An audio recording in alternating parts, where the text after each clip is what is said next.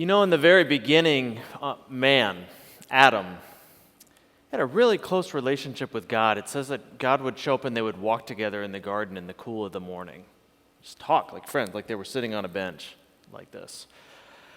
But when everything went sideways, when Adam and Eve decided for themselves what they thought was right and what they thought was wrong, 4 relationships were damaged. First, this relationship with God, it was damaged. When God came looking for Adam, he didn't find him ready to walk with him. He found him like hiding behind a bush because Adam felt, for the first time in his life, ashamed. There was something between him and God. And that's true for all of us. There's something between us and God. Second, their relationship with each other. Adam and Eve weren't clicking like they were, and their kids, the first kids that were born to humans, the first brothers, one of them killed the other. The divisions and the strife that we see in the world is not new. It's not a novel thing.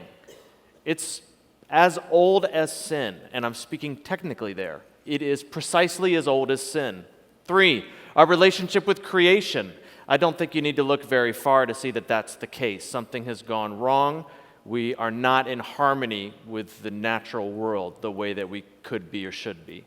And 4, even our relationship with ourselves. One of the things that really drew me to Jesus in the first place was when I came to realize that I had fallen short of my own standard of righteousness. Like, take the Bible out of it, let alone God's standard of righteousness. My own standards, my own sense of right and wrong, I hadn't lived up to what I think is right. I think we've all had the feeling in life when we were like, this isn't me. Alienated from God, from each other, from the world, from ourselves. But something happened when Jesus voluntarily gave his life. Colossians chapter 1, verses 19 and 20. For God was pleased to have all his fullness dwell in him, in Jesus, and through him to reconcile to himself all things, whether things on earth or things in heaven, by making peace through his blood shed on the cross. In Jesus, God reconciled. Reconciliation, it means to bring back to peace, to make things at peace again. Things were at peace and then something went wrong, and reconciliation is the process by which God brings them back to peace. And God, he didn't just do this through Jesus. It says he was pleased to do it. He was very happy to reconcile all things to himself. Our relationship with God, with each other, with the world, and even with ourselves. Now, we don't know exactly how this is going to play out, but something started with Jesus' life, and it is playing out in the course of human history, and the Bible gives us little tiny glimpses of where it's all headed. There's one in Revelation chapter 7, verse 9. It says, "After this I looked," this is John, he's getting a vision of the future, "and there were before me a great multitude that no one could count." Now, you guys know that I'm a math teacher. When I see things like that, I kind of perk up. And I'm like, no one could count. Imagine it. Because I can count pretty high. But he looked and he saw a great multitude that no one could count from every, not some, every nation, tribe, people, and language, standing before the throne.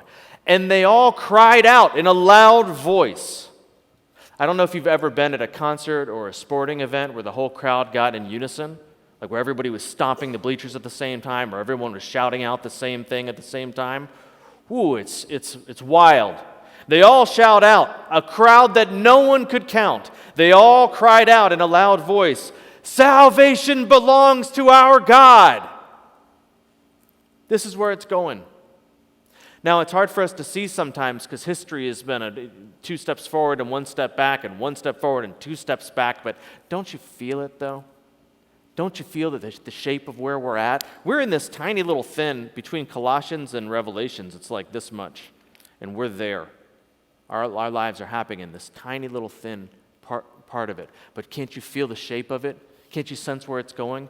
Martin Luther King Jr. said that the whole course of human history bends towards love and justice. Can't you feel that that's true?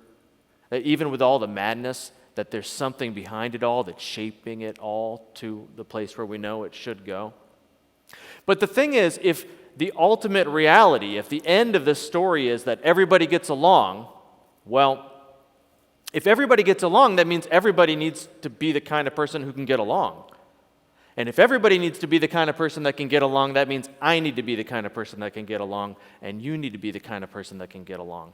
So I sincerely hope we never make the mistake of thinking that this thing is just about me and God.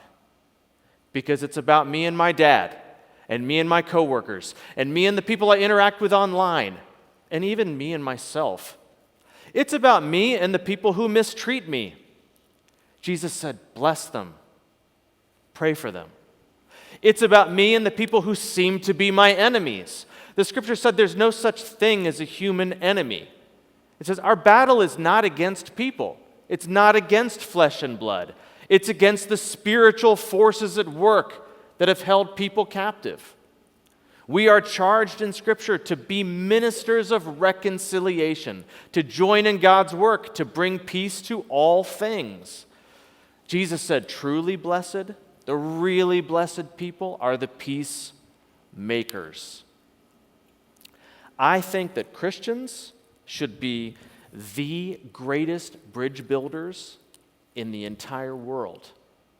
We should be the quickest to listen, the slowest to speak, the slowest to become angry, willing to share a bench with anybody. Now, I'm not saying that you shouldn't have boundaries or you should let people abuse you. It doesn't do anybody any favors to let somebody else indulge the dark side of their being. And I'm not saying that there aren't things that need to be fixed, that there isn't things that are wrong in the world and injustices that we need to fight against. There absolutely are, and we must oppose them. What I'm saying is what Paul said in Scripture, that so far as it depends on you, live at peace with everyone. But maybe so far as it depends on you is a little bit farther than we tend to think.